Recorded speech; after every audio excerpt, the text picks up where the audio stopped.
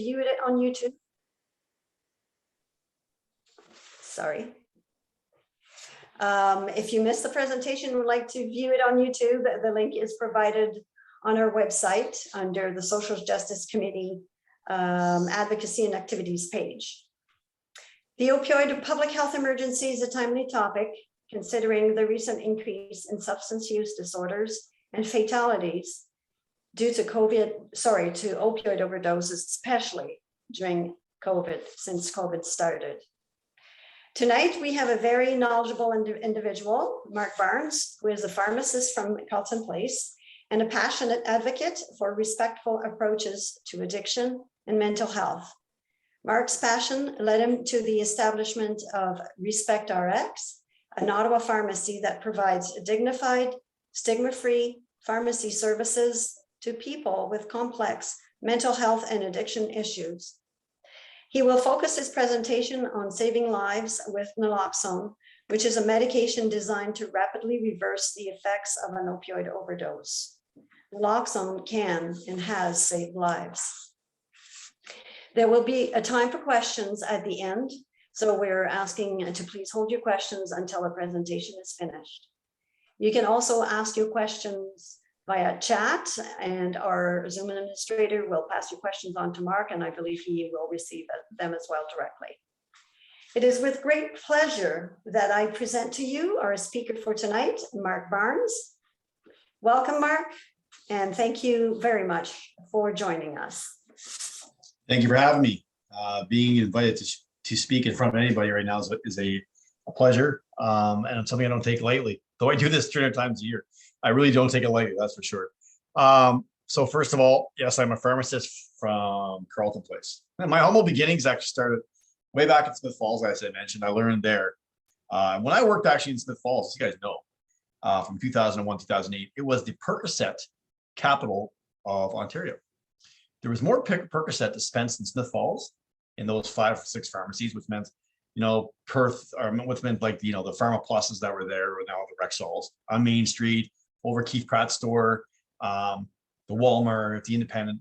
There was more Percocet dispensed in Smith Falls in those years than anywhere else in the province. Okay, so that'll show you the prevalence in Lander County of opioid use, right?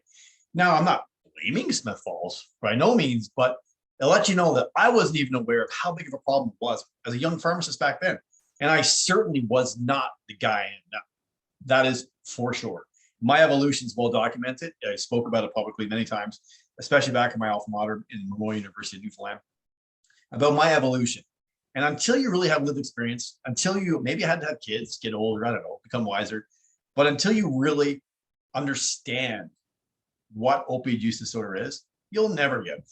You just won't. It's, as a general community, it's really hard to understand why someone can use a substance, almost physically die, spend a couple days in ICU, roll back out on the street, and use the exact same thing again. It's really hard to get our minds around it. Hoping to change that tonight. My beginning, as I mentioned, lived experience is so important. It started way back in 2012, just after I left the YIG, or the Independent Grocer in Smith Falls. We bought Westboro Pharmacy. Okay, so a very nice pharmacy in the heart, 100 years old actually, in the heart of Westboro. Well-to-do neighborhood in Ottawa, right? So I went from Smith Falls to Westboro, completely different. Though the people in Smith Falls, lovely, love working there actually. Had a great time, but I had an opportunity to open a community pharmacy. Some of that regular pharmacist that you'll see when you go to any pharmacy with that silly white coat on. Why we wear a white coat as pharmacists, guys, I have no idea. We don't make anything. It's the silliest thing I've ever seen. So next time you see a pharmacist with a white coat on, giggle to yourself. It's okay. I do as well. We don't make anything. Take off your silly white coats. It drives me nuts. Anyway, I don't wear them anymore, as you can tell now. I wear a golf shirt. But as a pharmacist there in Westboro, back in 2012, I dispensed a fentanyl pain patch to a dying cancer patient. So a lady had stage 3 or 4 pancreatic cancer, a lot of pain, prescribed by an oncologist from the Civic. She took that patch and sold it to a 19-year-old in Manitoba.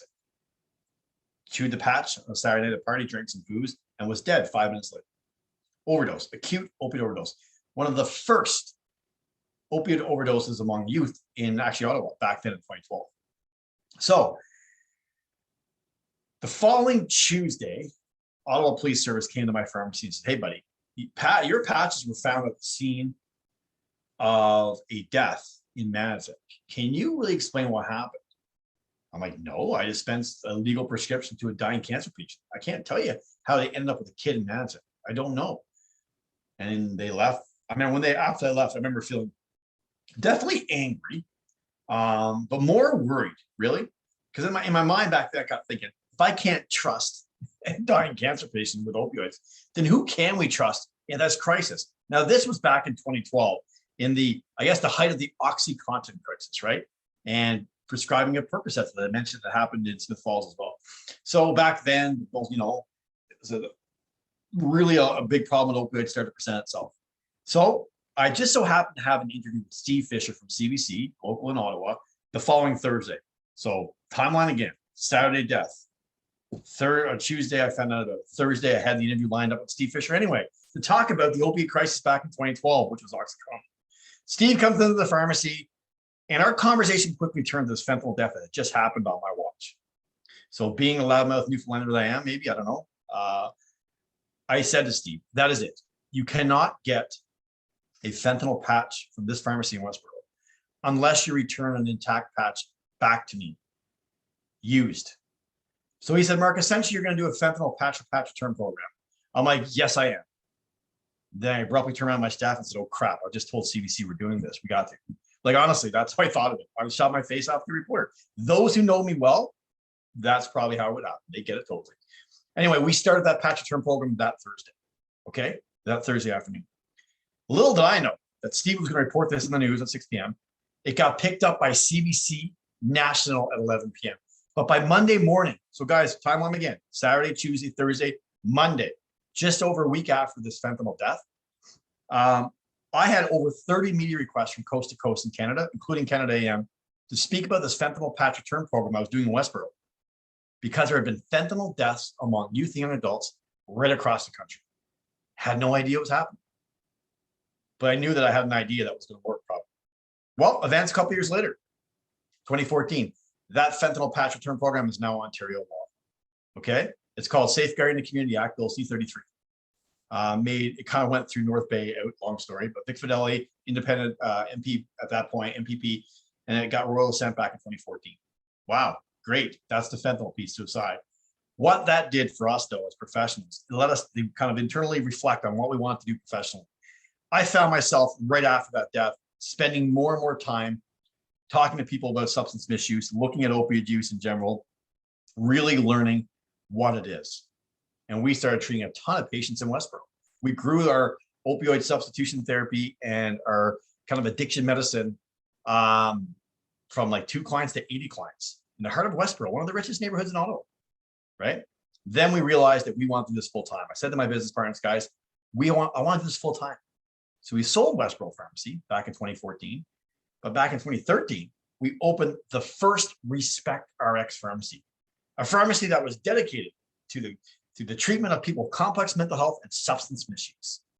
What we learned early back in the days of 2012, what you got to take, or 2013, 2014, you have to take from this is that the biggest thing missing in today's society, especially in Ontario, when dealing with complex mental health and substance misuse, is respect for the client, respect for the patient, respect for the person, respect for their history, and respect for the trauma that they've experienced in their life that led to the substance misuse in the first place.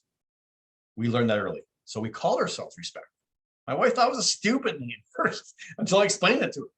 It's not just our name, it's our mission statement. Okay, we want to provide respect. Now, we opened the first Respect RX pharmacy in Vanier, in the absolute brutal spot to open at a substance misuse focused pharmacy, between the beer store and a bar, because it's the only place we could find to lease to us.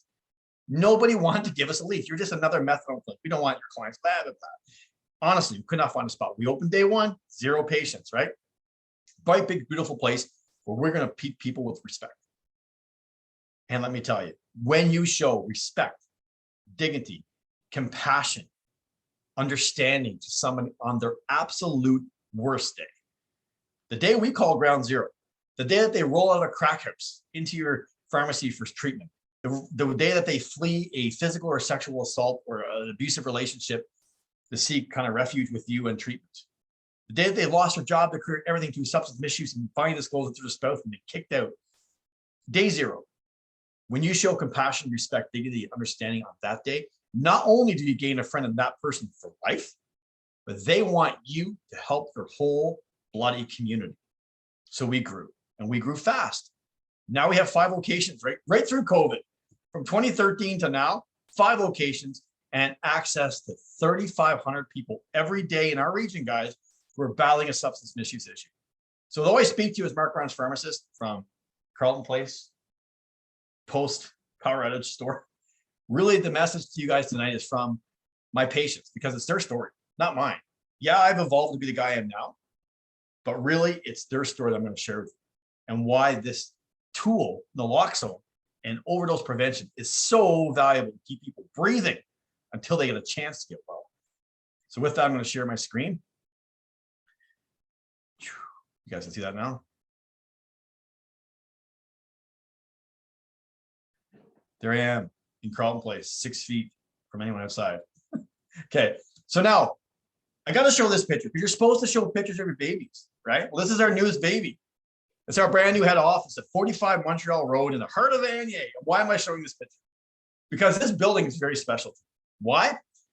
We tried to lease this space back when we opened in 2013. The guy who owned the building was a physiotherapist. And he said, I'm not leasing to you guys. I don't want my patients mixing with your patients. So through a ghost buyer secretly, we've bought the building out from underneath them during COVID. So now we own it. So take that, pal, right? When you show respect, dignity, and work hard, put your head down, not worry about it, good things will happen. That's the message here. So I have to show that because it shows you an insight of the stigma in and around substance misuse. Look, it's a bright, beautiful building, but it also shows you some other names I want to mention to you tonight.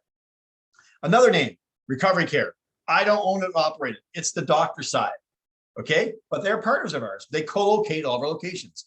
Like-minded individuals with the same respect-based approach. That's your doctors, your physicians. They do all the urine sampling and OST prescribing and all kinds of stuff. Housing support workers, infectious disease screening, wound care, you name it, it's done. So we have medicine, we have pharmacy. Not enough, not even close enough in today's world. So we have a new third layer called Pathways to Recovery. This is our nonprofit organization, okay, where we have an executive director, Chantal Carter, who also lives in Carleton Place, just down the road from me, actually, small world. Anyway, she's the executive director of Pathways to Recovery, but there's professionals from Recovery Care, Respect Rx Pharmacy that actually work on that board as well. And the idea of a nonprofit organization, guys, listen, your friends, we're all in that county. I'm going to be completely honest with you. My job is to milk money out of rich drug companies and construction companies for my own philanthropy. That's it. And the reason why is that what you find in modern medicine is that when you want to provide a holistic care model for someone with substance misuse, which means, hey, if you need a ride to treatment, you get it. If you need Hep C screening, you get it. If you need a free seminar on a Monday evening in Perth, you get it. Well, Pathways Recovery provides that, right? That's the whole wraparound care model. We also just launched 2 mobile outreach vans, one in Cornwall and one in Ottawa, that are actually kind of doing all that work that Recovery Care and Respect Rec does in this building out in the community, like at supportive housing places. So all, and you grow quickly. They want you to help your whole community. And that's what we learned, very quickly. But we also provide, regular pharmacy services, again, in over 50 facilities across Eastern Ontario. Because when you treat that respect, you can't really just turn it off, right? You treat the whole person, and that's what we're doing now. Enough about me, who cares? Okay, the job at hand tonight is to talk about opioids, right? And why they're so deadly and what's going on. First of all, I'm going to speak on both sides of my mouth. I like to do that often, ask my kids. But opioids are not bad medications, and they're never going away, ever. But they should be reserved for 2 kind of main areas. Advanced acute pain like cancer, wisdom teeth extraction, hip replacement. Why? Because it bloody hurts. We need it. And also to put you to sleep for surgery. Let's keep that in the back of our mind when we think about opioid overdose. Now, common names you'll see: hydromorphone, also known as Dilaudid, Dilly's on the street, morphine, codeine, OxyContin, Percocet, Tramadol, Tramacet, Senta, Cadian, all opioids, okay? I will mention lean here. Why?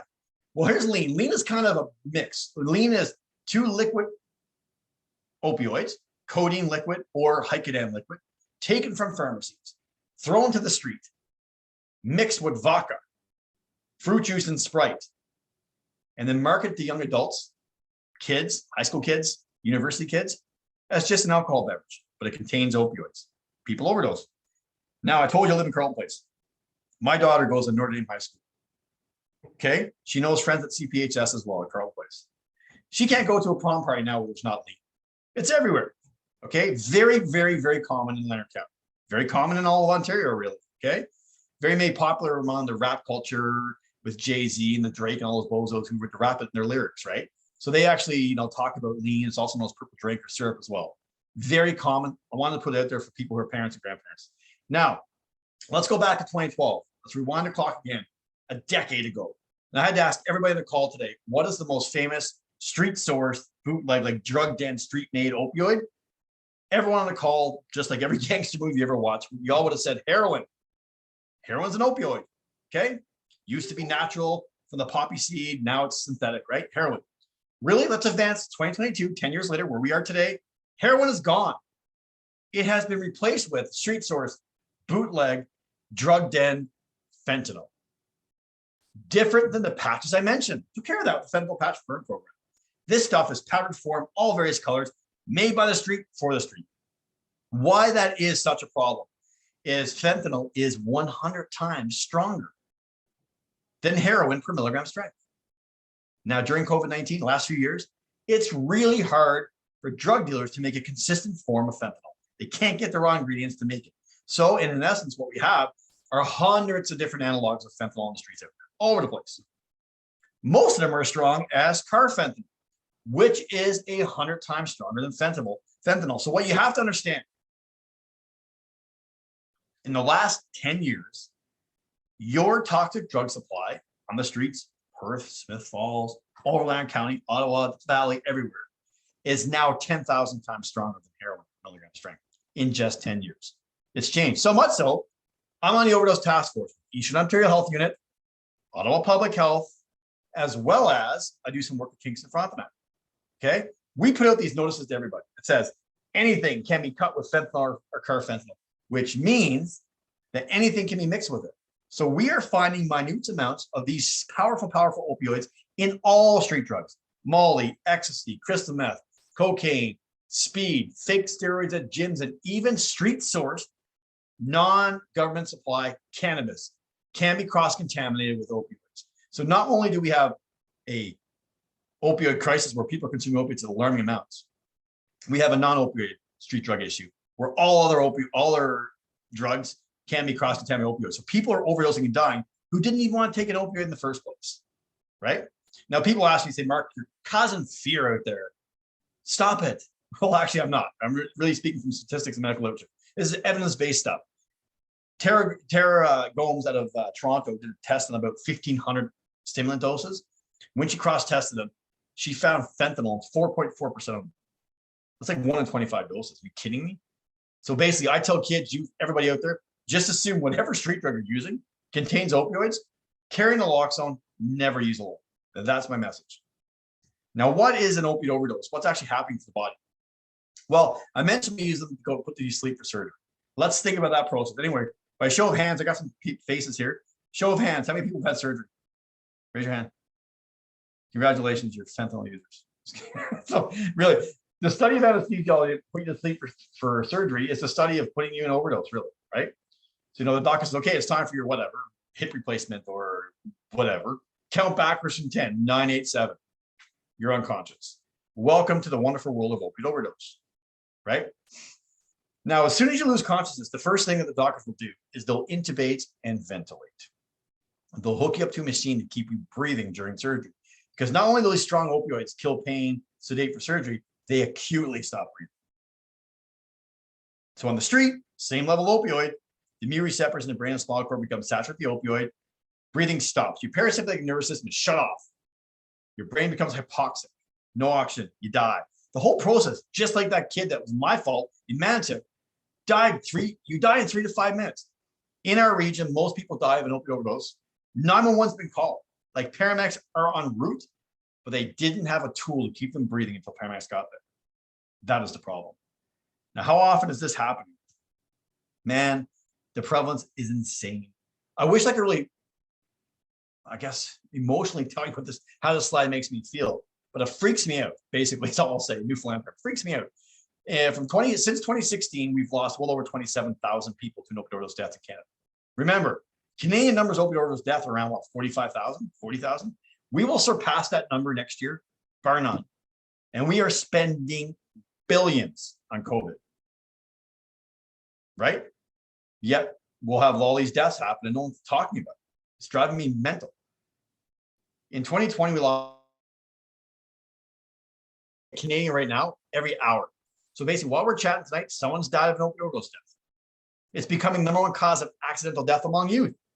More than like ATV accidents and drowning. It's terrifying. The worst province is always Ontario. It's not BC. Okay, that's media propaganda.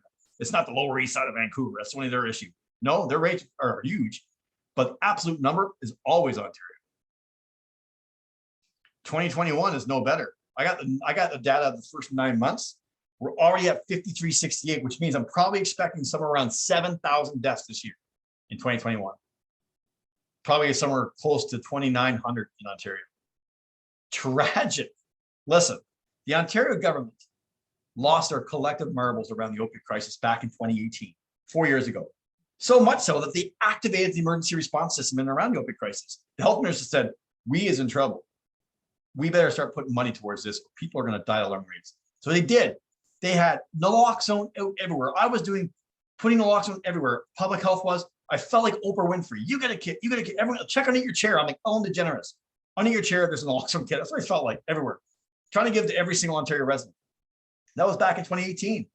They even did provincial advertising, like during Hockey Night in Canada. I couldn't believe it. I was watching a Toronto Maple Leafs game and I seen an opioid ad. I almost fell off my chair. Okay, and it worked. The number back then in Canada was only 4,460. Ontario was only 1,400. Now we've almost doubled that and no one's talking about it. Craziness, right? Let's look at the increase a little closer home in Ontario. Remember my problem back in Westboro in 2012 with fentanyl patches and OxyContin, Percocet out of Smith Falls? I'd go back there in a second. That's easier to manage. Then you'll see a sharp increase upwards to 2018. This is the introduction of street source bootleg fentanyl in the streets of Ontario. The rates grew exponentially. And then you'll see a flattening of the curve, right? Most regions in Canada actually decreased in 2018, 2019. That was the activation of the emergency response system, distribution of naloxone, and we actually friggin' talked about it. Imagine that. And it worked. Not that we got better, at least we were treading water. The rate of growth was not there anymore. And then we got blindsided in 2020.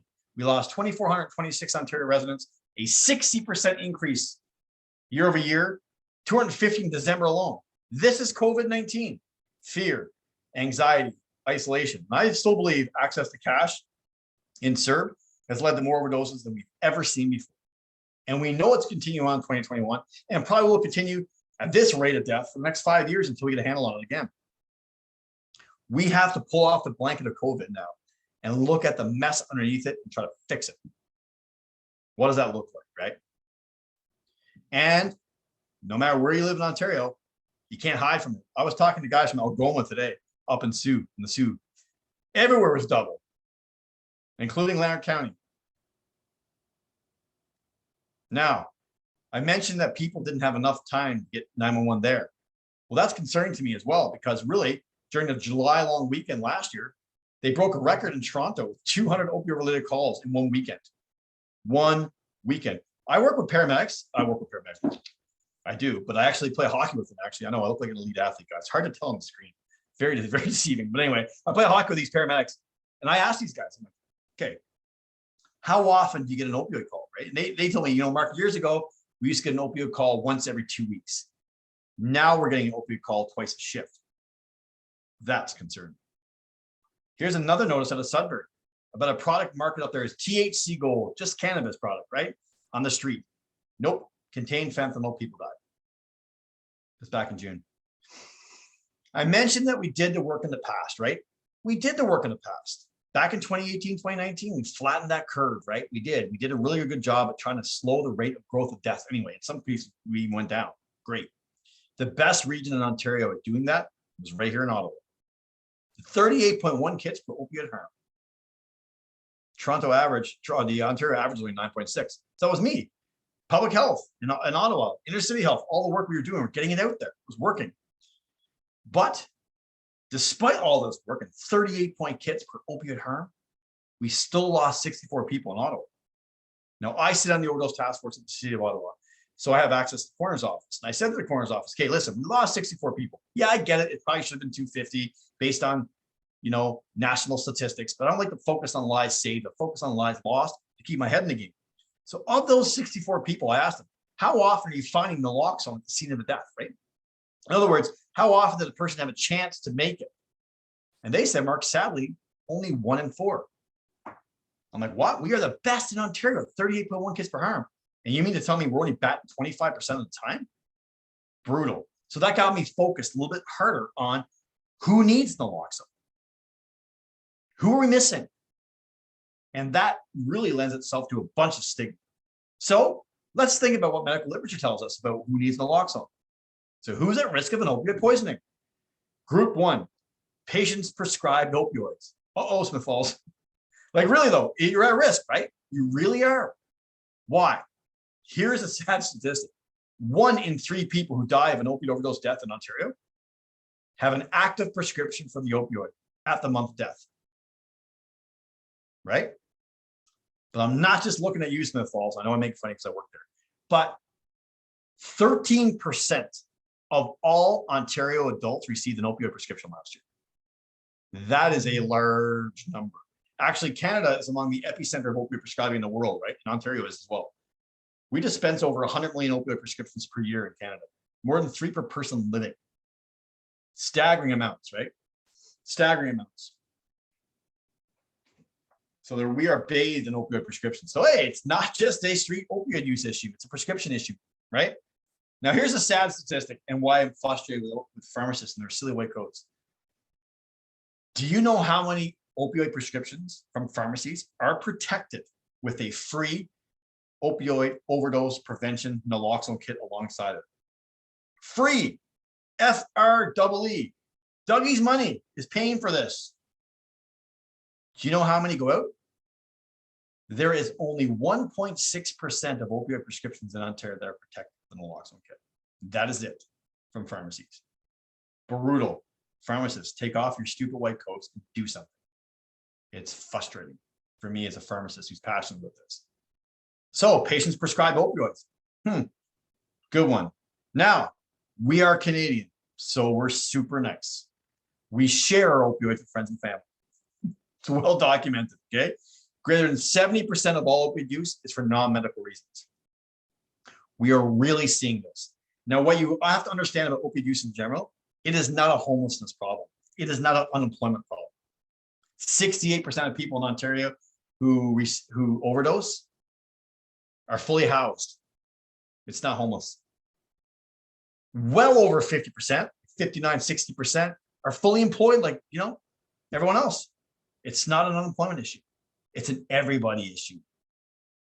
One of the saddest stories actually I've ever heard about opioid overdose and friends and family, during a Zoom call just like this last September, a University of Ottawa professor disclosed to me that they just lost their 9-month-old niece to an opioid overdose death because she called across to Florida access to a tablet and swallowed it. So tragic and preventable with naloxone. Not that one death's more tragic than another, but definitely that is preventable. Now, I also mentioned here that our construction sector, for all of you with friends and family in the construction sector, of those 59, 60% of people who are fully employed at the time of death, 1 in 3 construction sector. I may be the only pharmacist in the nation with work boots and a hard hat. I am on construction sites all the time, doing the work, trying to teach them about this. And the Minister of Labor has just announced new legislation mandating overdose prevention training naloxone at all work sites. It's pretty cool, especially in the construction sector. And then, of course, the third group we have to protect, the ones that are near and dear to my heart that we made Respect Rx for, are the substance misuse patient, because we know it's a relapsing condition that needs a lot of work, a lot of intensive cognitive behavioral therapy and all kinds of work that'll take years to fix. But this doesn't tell the whole story, unfortunately. Right? It doesn't tell the whole story because of a rich, young, white female. I'm not sure if I'm allowed to say that actually out loud anymore, but that's the lowest represented statistic in Ontario. Okay. Rolls out of a mansion on the Rideau and says, man, I've had a rough month. I'm going to use some Coke with my friends tonight because I do that once a month. The Coke's laced with fentanyl and she dies 5 minutes later. We've missed her. The risk factors from medical literature, we have missed her. She wasn't prescribed an opioid, nor were her friends and family. And she doesn't have a substance issue. She uses cocaine once a month. Big deal. Really. Okay. But she's still dead. So we also have to have a street perspective in and around the opioid overdose crisis, which is simply the message for my patients that anyone in Ontario is really at risk of seeing someone in opioid overdose death because of the sheer amount of opioids out there and how many people actually have prescriptions or misuse them. And you are at risk of an opioid overdose death if you don't have tolerance to the opioid. Now, you don't have tolerance to an opioid if you've never seen one in your body or you haven't seen one in your body in about 3 days. You lose your tolerance.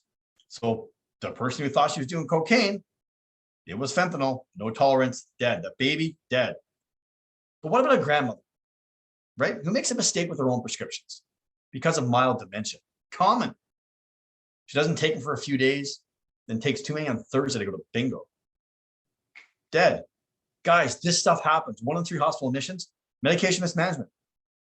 We have to do something about that. If you're already medically unwell, breathing difficulty, COPD, asthma, complicated medication regimes like mental health issues, liver disease, kidney disease, you're at more risk of overdose because you can't metabolize the opioid in the first place. Using alone because of fear, shame, stigma around your substance use, you're at risk of overdose. Why? Naloxone, the tool used to keep you breathing during an opioid overdose death, you can't use it on yourself. You're prepped and ready for surgery. It is intended to be used on someone else.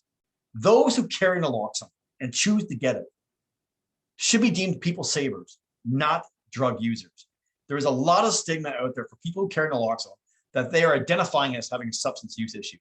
That really pisses me off. I'm sorry, I'm getting a little foul in the language because I have Indigenous groups from like Penticton and Nelson, BC, and Lethbridge and Labrador and Northern Ontario that would rather call me up on the phone or go to my website, naloxonecare.com, ask me to send them a kit from Ottawa to Lethbridge than rather than walk across the street and walk into a pharmacy because they feel the stigma there.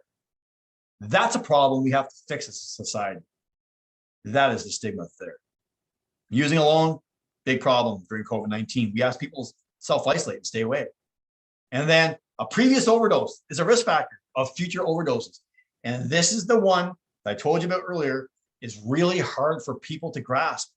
The general population have a hard time understanding. Mark Barnes, when he worked in Smith Falls, didn't get it. I'm like, just stop taking the opioid. What the hell is your problem? My evolution is documented through my patients. It's called my Make Evolution, actually. Martin, Adam, and Chris, 3 patients that changed me forever. But I'm telling you, a previous overdose is a future indicator or more. And people have a hard time with that. They don't understand how someone can take a substance, almost physically die, spend 2 days in ICU, roll out with permanent medical damage, and use the same thing again. They don't get it. I can't think of a better bullet point to really describe to you what opioid use disorder is. And what you have to understand and take from this presentation tonight is that opioid use disorder is not a character flaw. It is not a moral insufficiency. You are not a higher class citizen than them. Opioid use disorder is a true and honest mental health disorder. Hard stop. People use opioids to kill pain. Yeah, they do. Does it kill physical pain? But in over 70% of the time, people use that same opioid to kill mental pain. Of all the substances out there on the street, prescriptions, non-prescriptions, don't care. The best drug at turning off the brain from trauma and the flashbacks of trauma are opioids, bar none. So if you're experiencing flashbacks from sexual assault, abandonment, physical assault, PTSD from military service overseas, whatever, marriage trouble, financial trouble, whatever mental anguish is flashing back into the face several times a day that you're worried about, and you want to escape that just for a few minutes, the best substance of doing that are opioids. And they'll use them 5 times a day. Right? They will. And I'll describe to you how they describe it here at our centers, how it makes them feel physically. So you have an understanding of the literature used to describe how it makes them feel. People describe that the opioid makes them feel like liquid caramel, term one. Term two is that they describe that the opioid makes them feel like they've been wrapped in a warm blanket. But the term used more often than not to describe how the opioid makes them feel is a warm hug. Very powerful literature to describe how the opioid makes them feel. The problem is where that mental hug is the tightest is about 2 breaths per minute. They're almost physically dead. That's where they want to go to escape their anguish.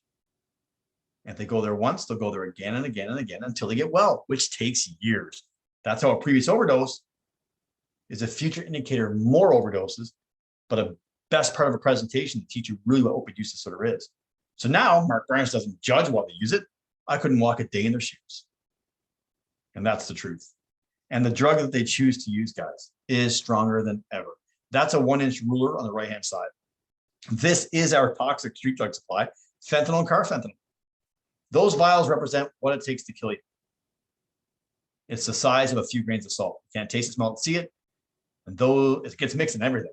And those who choose to use it can't control what they're using anymore. This is the problem right now. So what are the signs and symptoms of opioid overdose? What do they look like? How can we identify it? Well, everybody in the call today, I'm going to send you guys Naloxone right from my pharmacy through FedEx. You get it all the time. I do it all the time. But you're also going to get these cards because the resources on the bottom, but also all the signs and symptoms on the back of it. So you can take it with you. You guys get an open book test. Super nice. All right. So the first one is a decreased level of consciousness. Now that's a silly, stupid way to say you're prepped and ready for surgery. I can punch you in the face and you will not wake up. Don't do that. Despite what the person's done to you, you can't punch them in the face. We stopped that last year. Okay. No more punching people in the face. But that's how out they are. Okay. You'll have to pinch and shake them. They're completely unconscious. The next one is pinpoint pupils. Now, sometimes in opioid overdose, your eyes are open, sometimes they're closed. The pinpoint pupil part, pupil is the black part of your eye. So during an opioid overdose, it's almost non-existent. All you can see is the color part, right? So bright blue or green eyes, very distinctive. Darker eyes, a little harder to tell. Then we hear a deep snorting or gurgling sound. The same sound you'd make if I took my hands, placed them around your neck and choked you out. This is the body gasping for air without the mechanical ability to breathe, right? Your parasympathetic nervous system is shut off. Then the lips start to turn blue. Then the whole face turns blue. Then the fingertips turn blue. The whole hands turn blue. Blue is the color that's described in medical literature, but really only pertains to pale white people. But we are a multicultural society with a bunch of ethnicities. In my world, that's what makes Canada awesome, right? So the darker the complexion, the more gray the color. We have to update our literature. So if you're Indigenous, Middle Eastern descent, Black, it's gray. It's not blue. Then we start to see this vomiting, but it's not like a puke. You don't have the mechanical ability to puke. It's a white cottage cheese foam that forms around the mouth. And then the person starts to shake at the end. Now, these are all your signs and symptoms of opioid overdose. But I've trained hundreds of thousands of people how to use an Naloxone kit. And if I had to ask someone, hey, you used Narcan last night, how'd you know to use it? They'll all report the same 4 things: pinpoint pupils, gurgling, blue-gray lips, and shaking. Remember that. It's time to act quickly with Naloxone. Now, I've teased you enough about this stuff. What is Naloxone? So Naloxone, you also hear it called Narcan. I've said both. So like Narcan is like Advil. Naloxone is like ibuprofen. It's the generic name, okay? But Narcan nasal spray is like the EpiPen for opioids, but it's just a nasal spray, okay? But like an EpiPen can't remove peanuts from the body in an acute allergic reaction, well, Narcan nasal spray can't remove opioids either. It doesn't make you pee them out or poop them out, okay? How it works, it temporarily goes into the bloodstream, into the breathing center, removes the opioid off those receptors for a short time, allowing the body to breathe until paramedics get there. So now we actually have a tangible tool to keep you breathing in the event of an opioid overdose. It is easy. It's just a nasal spray. Single-use device, already primed, ready to go. Okay? 1 spray, 1 dose. They don't expire until January 2025 now. And yes, you can keep it in your car. You can keep it at the cottage because that's where you like to smoke your joints. I don't know. But you can because it's stable from -15 to +45. If frozen, It's not garbage yet. You just have to thaw it. It takes 10 minutes to thaw it in your hand or 15 minutes at room temperature. It only takes 2 to 4 minutes to start working. And the person can be past breathing. Like they can be non-breathing and it still works. Very easy to use. There's no reason why you wouldn't use it. Now, some people are afraid to use it. Like, hey, Mark, you just told me that the opioid gives them a warm hug. Am I ripping that hug away? And are they waking up in acute withdrawal and very violent? No, that's, again, media propaganda. First of all, if it's an accidental ingestion, there's no tolerance. So there's no withdrawal. In order to have withdrawal from a drug, you need to have tolerance. And even if a person has tolerance and you remove the opioid so they can breathe, remember they've taken an overdose, not just enough dose. But even if they do, the withdrawal doesn't happen for a long time later. It's usually a paramedic issue, not a bystander issue. Now, will every single person wake up with agitation and anxiety? The answer is yes. But we got to stop demonizing this. This is not a problem. This is a normal human response, right? Think about it. Have some respect. Think about this. You're at a party. Someone gives you a drink. You take a sip. You wake up 7 minutes later on the floor. Some guy has sprayed something in your nose. Someone's pushing on your chest to break your ribs doing CPR. Your friends and family are standing around you crying, and there's sirens in the background. Are you going to wake up, best party ever, or are you going to wake up with anxiety and agitation? You're going to wake up with agitation and anxiety every time. That is not withdrawal. That is a normal human response. We want that response. Okay, that's normal. And remember, Narcan nasal spray doesn't last very long. You're only really getting 20 to 40 minutes out of a spray. The opioids always last longer. The person will slip back and overdose. It is a medical emergency. You got to go to the hospital. You got to call 911. Now, don't be afraid to use this stuff, though. I understand you're not trained medical professionals, okay? No matter how much Grey's Anatomy you watch, you're not. But even if the blue lips was a heart attack or the shaking was a seizure, you've done no harm. Why? Narcan nasal spray is by far the safest thing that I can dispense in a day as a pharmacist. It is safer than Advil or Tylenol. It'll have no effect on someone who has not taken an opioid drug. It really is. It's completely inert. I can Narcan everybody today, nothing would happen. I tell my daughter when she goes to a party, just Narcan everyone. You might be right. Just do it. Keep it safe. And she giggles at me, but she does take Narcan everywhere she goes. That's for sure. That's the truth, though. It's completely safe. Use it. I don't understand why you wouldn't use it. And it's fully endorsed by our Good Samaritan Drug Overdose Act. No one's in trouble. Even kids. They can call 911. Nobody's getting in trouble. They're not telling anyone. There's never been a paramedic called to testify in a drug trial in Ontario's history. And you can't get sued, right? Like you're covered by the Good Samaritan Act. Use it. Now, how do we use it? What is the process? Normally, we would be together. And I would be like Narcan, just to see what it looked like. I'd start with Nancy. No, I was kidding. I can't do that. But what I would do, though, what I want you to do is I want to know you guys know how to use it. So what I've developed, I actually developed a tool with the actual youth in mind, students who don't want to see a silly pharmacist with a white coat on, or remote Indigenous communities who can't get access to a pharmacy. So I developed a training website called naloxonecare.com. It has a 4-minute training video on how to use a Narcan nasal spray. I'm going to bring you to that video right now.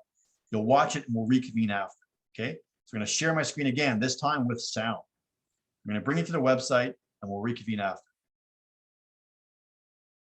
If you don't hear this in a couple seconds, someone yell it.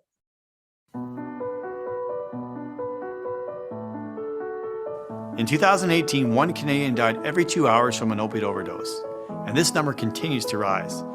It's not just heroin or fentanyl users in the streets, it's grandmothers with their own prescriptions, and kids who didn't even know they took an opioid. My name is Mark Barnes. I'm a pharmacist and the owner of Naloxonecare.com, an interactive website designed to allow more Canadians access to life-saving drug naloxone. Naloxone is the drug that's found in an easy-to-use Narcan nasal spray. It can reverse the effects of an opioid overdose in as quick as 2 to 3 minutes. After you complete a simple training and answer a few questions on this website, we can send you a Narcan nasal spray kit directly to your home. So what are opioids? They are painkillers such as codeine, morphine, OxyContin, Percocet, and fentanyl. Recently, much stronger powdered fentanyl and carfentanil are leading to accidental use and overdose because they are so small and hard to detect if mixed with other drugs. With this Narcan nasal spray antidote, you can deliver 2 milligrams of naloxone directly to the bloodstream. Although naloxone can reverse the effect of an opioid overdose, It cannot remove the opioids from the body. It's important to call 911 after you administer the spray because in 20 to 40 minutes, the effects of the naloxone will wear off and the person will slip back into overdose. The time it takes when an opioid is ingested to overdosing and death can be as quick as 3 to 5 minutes, which is why it's so important to recognize the symptoms quickly. Here are the 4 major symptoms of an overdose. Unconsciousness. The person is not moving and cannot be woken up, even if you shake or pinch them. Pinpoint pupils. The person's pupils are small and hard to detect. Snorting or gurgling sounds. The person can be heard gurgling or choking, and breathing is shallow or undetectable. Blue and gray lips. The person's lips turns blue or gray. Other symptoms include cold, clammy skin, foaming at the mouth, and shaking. Every naloxone kit you order from naloxonecare.com includes a case, latex-free vinyl gloves, a CPR mask, 2 doses of Narcan nasal spray, an identification card letting everyone know that you've been trained to use naloxone, and instructions.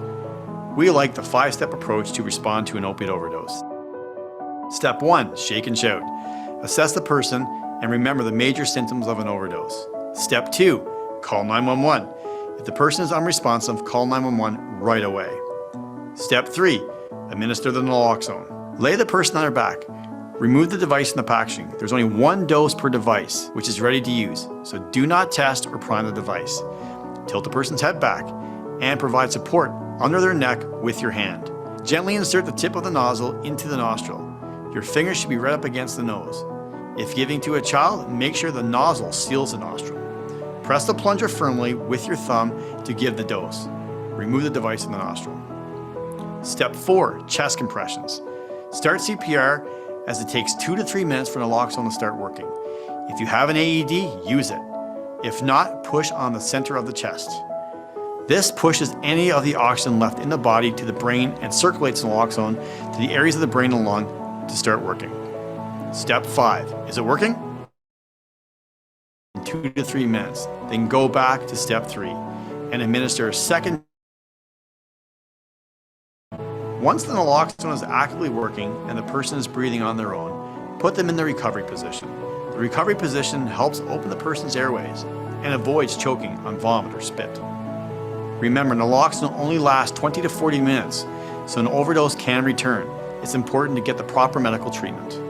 Tell paramedics everything you know about the situation so they can provide the best care.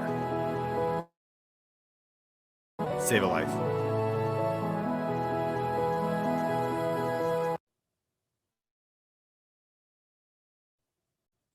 So that's the Narcan nasal spray video, how to use it. Now, I could already be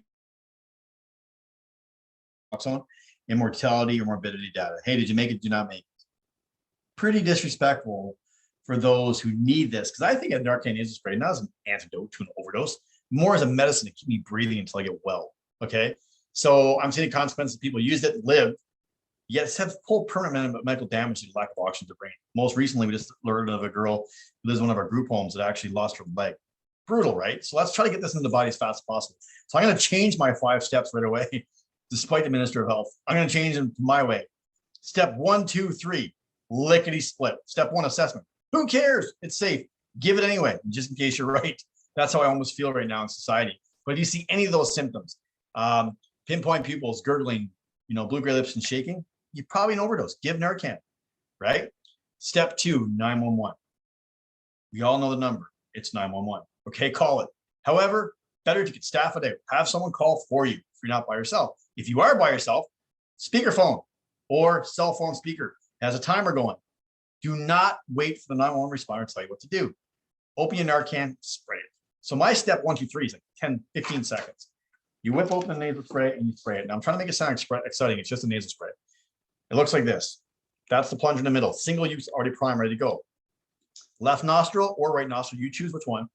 Left nostril, twist towards left eye. If it's the right nostril, twist towards the right eye. That's it. Spray it in the sinuses up there.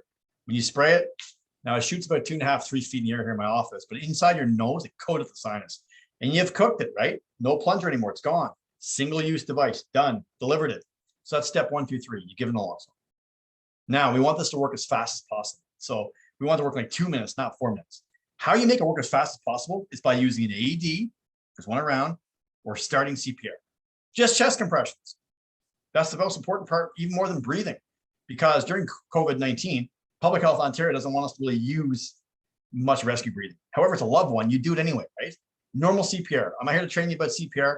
I'm here to tell you the most important part here is chest compressions.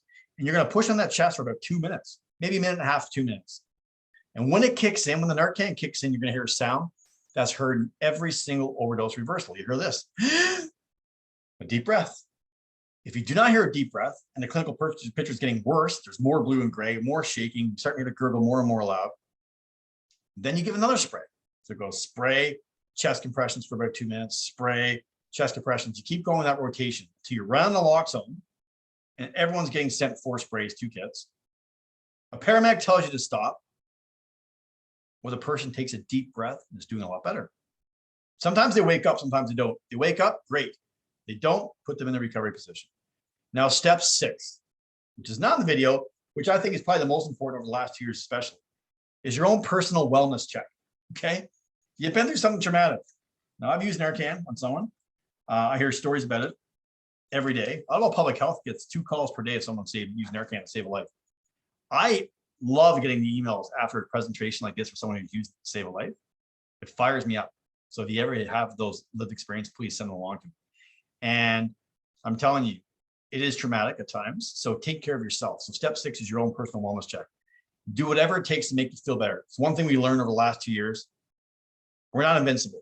Sometimes we need help, right? So if it's spiritual healing, sports and recreation, making fun of the trauma maple leafs like me, whatever it is that makes you feel better, do it. So important. Now I'm going to share my screen one quick second, and then I'll let you on your way.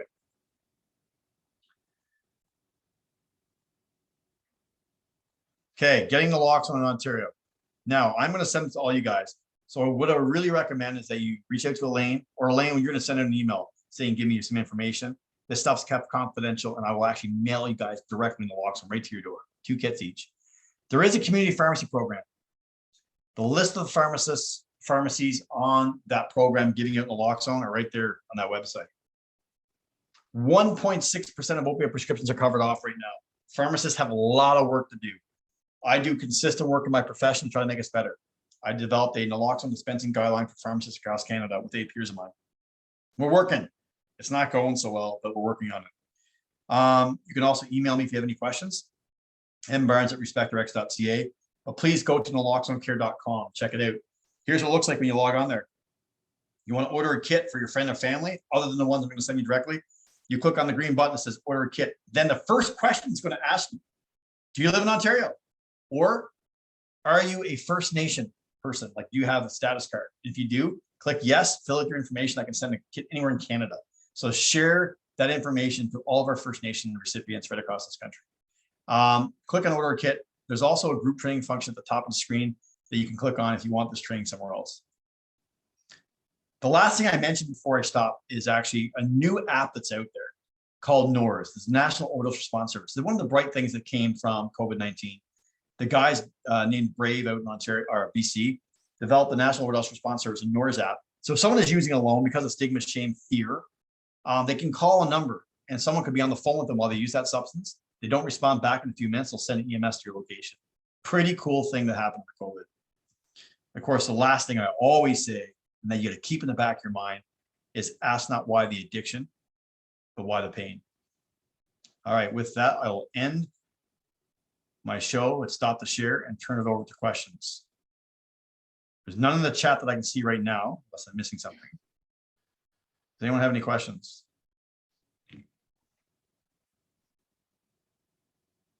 Really? That good, eh? Brutal. Any comments, concerns? Just feel free to unmute yourself if you have a question. Yeah. I've set it up so that you should be able to unmute yourself. Go ahead, Nancy. I'm thinking about the new legislation that the federal government is initiating with respect to reducing the, or not reducing, or the small doses of opioids are now not going to be All substances, actually. So it's a, it's in BC. So the federal government and the provincial government of BC have come together, the justice departments in both, and they have doing a trial project of the decriminalization of all substances. for personal consumption in British Columbia, opioids included, which I think is absolutely wonderful. Okay, why? Here's how why. Jail fixes nobody. I have people who tell me, I know a lot of people post incarceration, and they tell me it's their drug and substance misuse is worse inside than out. They also tell me that there's a lot of persecution and less treatment inside than out. So we need to have a more of a less criminal feel.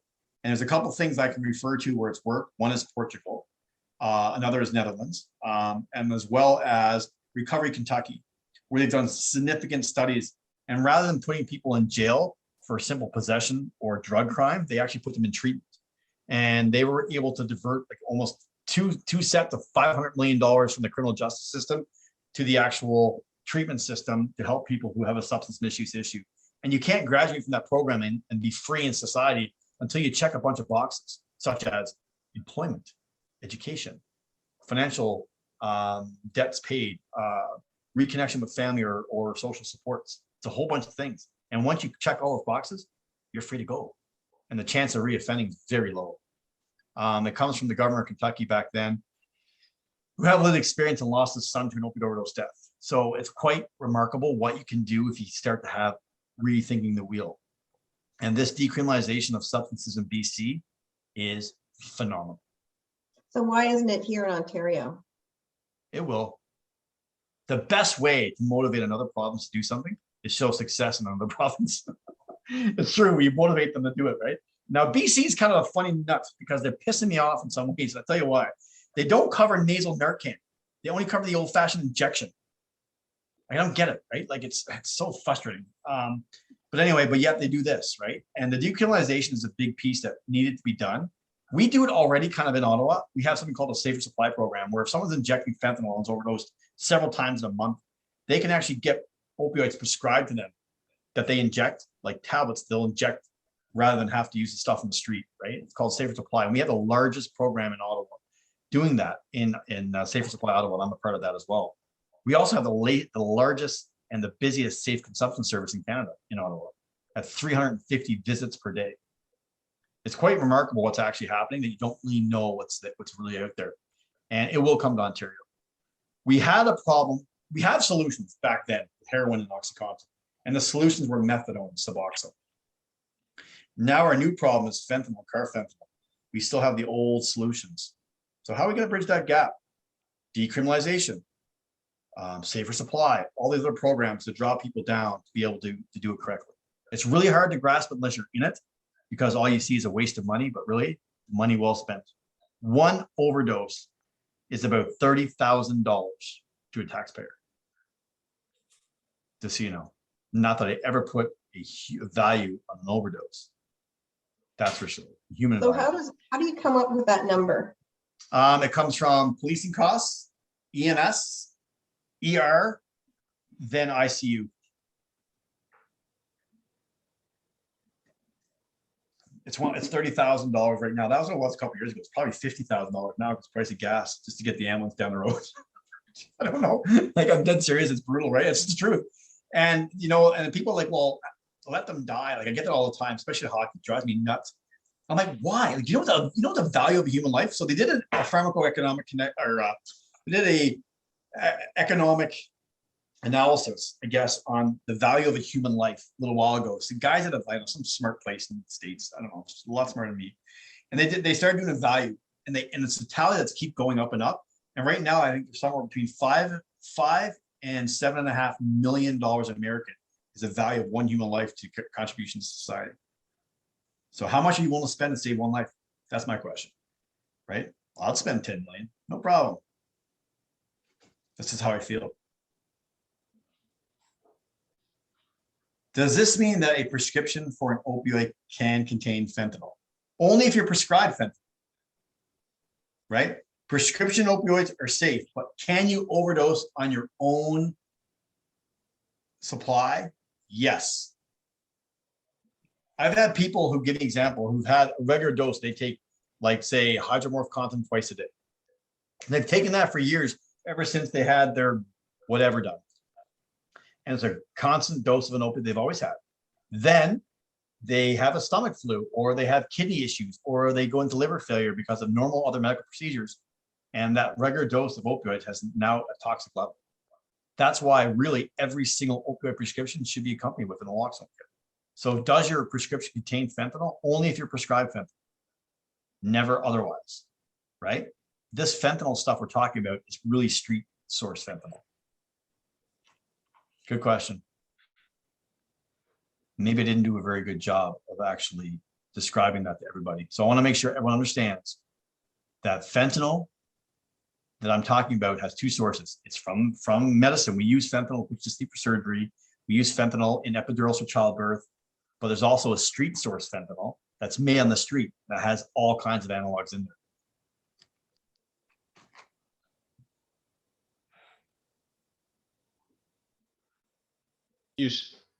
You said before in the kit there's a mouth guard for CPR as well. Yeah, CPR. Yeah, there's a Yep, CPR face shield. There's Good. gloves. Now, if it's a loved one, for the love of God, don't put the gloves on. It'll be 5 minutes, they're dead. It'll be 5 minutes getting those bloody gloves on. Okay, I'm telling you right now. What I always tell people is like, listen, if you're a risk of worry, then you don't use the gloves. Otherwise, you use the gloves, right? But really, the risk of cross contamination of someone even you don't even know. There's been 2 saves every single day of someone. There's been thousands of saves a day of someone used Narcan, right? There's only been like 2 or 3 cases of cross contamination of a first responder with opioid, and they're like SWAT guys who go into drug dens, right? Not guys who save a fellow on the street. Just wash your hands off. You can't absorb fentanyl in your skin very easily. It takes forever.